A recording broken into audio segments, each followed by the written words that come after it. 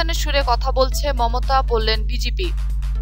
ভারতে পশ্চিমবঙ্গের মুখ্যমন্ত্রী মমতা বন্দ্যোপাধ্যায়কে উদ্দেশ্য করে বিজেপি রাজ্য সভাপতি দিলীপ ঘোষ বলেছেন, বাংলা কয়েকজন রাজনৈতিক নেতা পাকিস্তানের সুরে কথা বলছে। ভারতীয় গণমাধ্যমের খবর, পুলওয়ামায় হামলা নিয়ে মুখ্যমন্ত্রীর বক্তব্য দুর্ভাগ্যজনক বলেও উল্লেখ করেন দিলীপ। এ প্রসঙ্গে শুক্রবার ন্যাশনাল লাইব্রেরিতে দলীয় কর্মীদের একটি অনুষ্ঠানে দিলীপ বলেন, বাংলার কয়েকজন নেতা পাকিস্তানের সুরে কথা বলছে। পুলওয়ামা হামলায় নিহত একজন জওয়ানের বাবা বলছে, তার বড় ছেলেকে হারানো সত্ত্বেও ছোট ছেলেকে সেনায় পাঠায়। গোটা দেশে এখন এই আবেগের বাতাবরণ তৈরি হয়েছে। কিন্তু কয়েকজন নেতা রয়েছেন যারা প্রশ্ন তুলেছেন, কেন পুলওয়ামায় হামলা হলো, কে এই জন্য দায়ী।